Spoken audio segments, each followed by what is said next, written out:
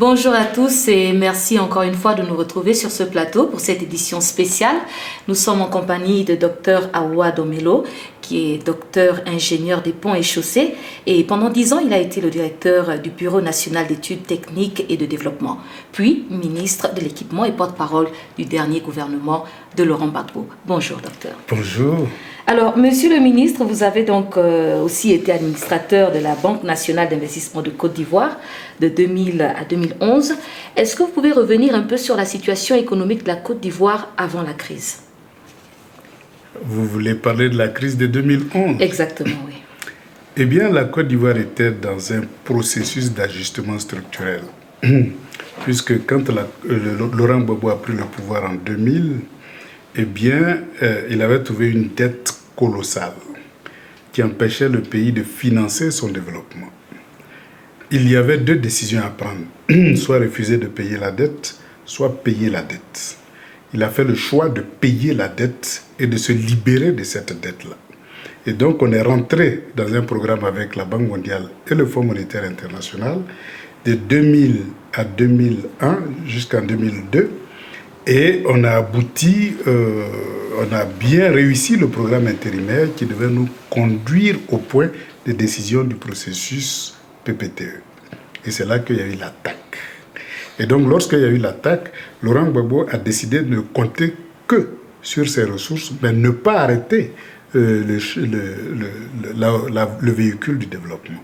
Et donc, a mis l'accent sur les grands travaux, a mis l'accent sur le développement de la filière agricole, cacao, café, EVA, palmier à huile, etc.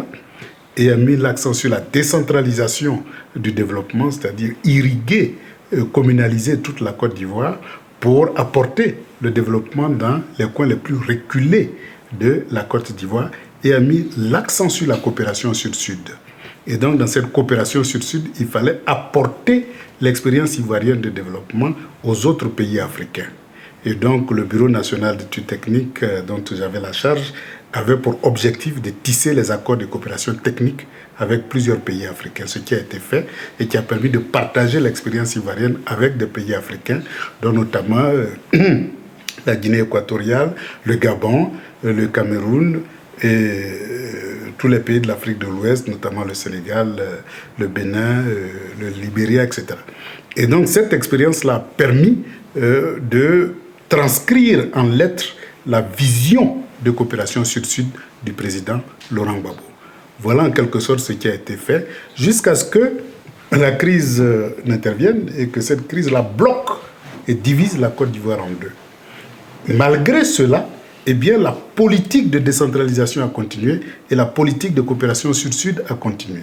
Et c'est ce qui a permis de générer tous les projets de développement qui attendaient tout simplement que la dette soit annulée pour les mettre en œuvre.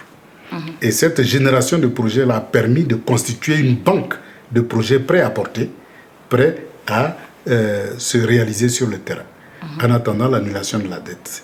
Eh bien, cette annulation a commencé en 2008, l'annulation partielle lorsque la Côte d'Ivoire atteint le point de décision, et puis c'est après nous qu'on a atteint le point d'achèvement, lorsqu'on a été éjecté du pouvoir par la France. Donc voilà en quelque sorte ce qu'on peut appeler le bilan de la politique de Laurent Gbagbo avant la crise de 2011.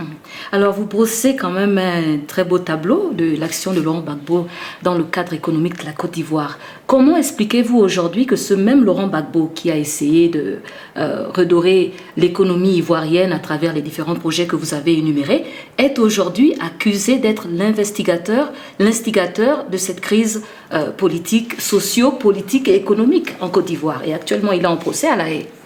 Il est accusé par une certaine presse. Sinon, les Ivoiriens qui sont en Côte d'Ivoire connaissent la vérité. Vous savez, avec les médias, on peut faire d'un homme gentil quelqu'un de méchant. Et on peut faire de quelqu'un de méchant de quelqu'un de gentil. On peut faire d'un criminel un saint et un saint un criminel. Et c'est ce qui s'est passé dans le cas de la Côte d'Ivoire. Laurent Gbagbo, dans l'opposition, a toujours opté pour le dialogue. Il avait la fameuse formule « asseyons-nous et discutons ». Laurent Gbagbo a refusé de prendre les armes quand il était dans l'opposition contre le parti unique. Alors que beaucoup de ses concitoyens préconisaient la voie armée pour passer du parti unique au multipartisme. Il a toujours dit non. Nous devons nous battre les mains nues avec la parole. Ce qui a réussi, puisqu'en 90, on a eu le multipartisme, et de 90 jusqu'à ce qu'ils ne prennent le pouvoir, ça a été la même ligne de conduite, malgré les arrestations, malgré les violations des droits de l'homme, malgré toutes les brimades, il a toujours refusé les armes. Donc ce n'est pas en étant au pouvoir qu'il va utiliser des armes contre son propre peuple. C'est la diabolisation pour écarter quelqu'un dont la vision politique et idéologique ne cadrait pas avec la France-Afrique.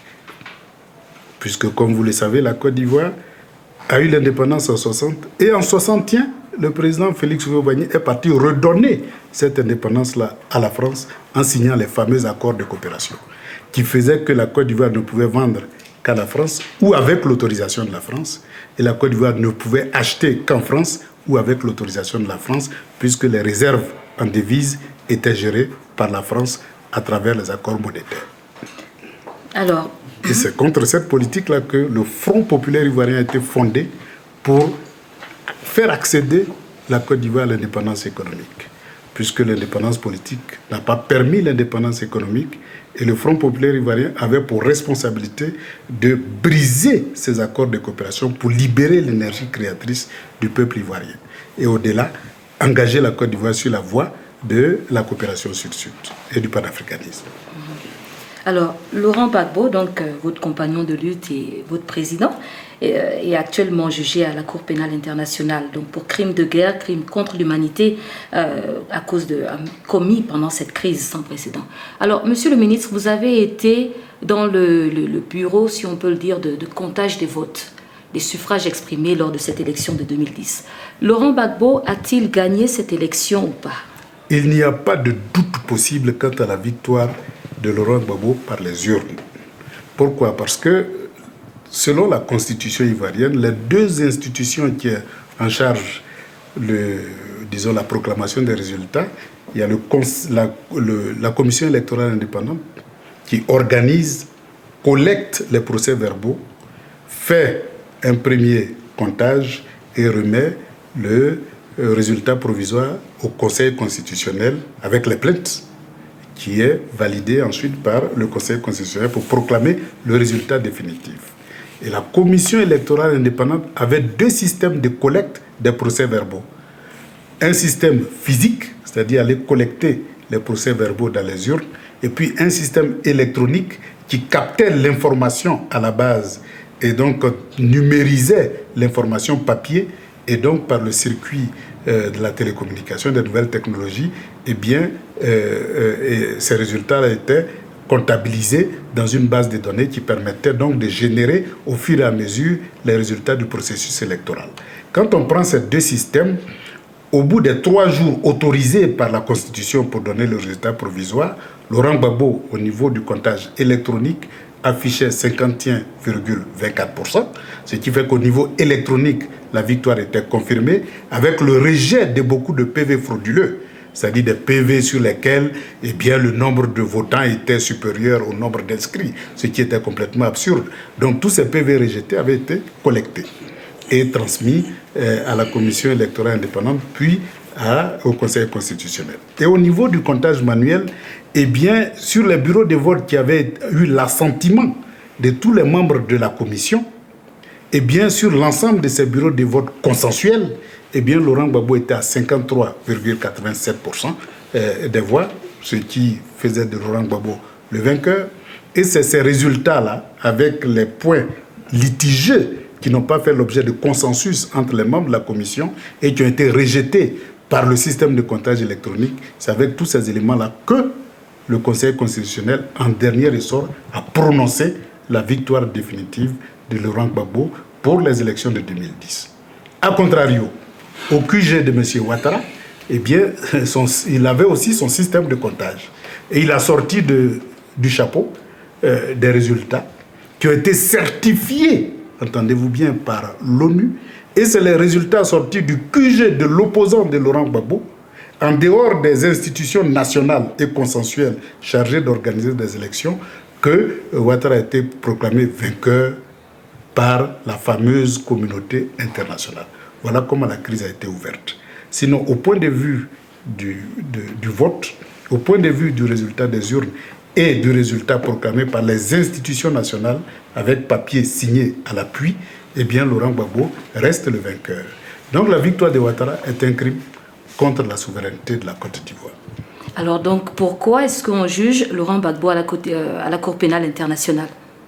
D'abord, il faut voir dans le jugement qui est en cours, non pas un jugement de crime contre l'humanité, mais un jugement de crime contre la France-Afrique.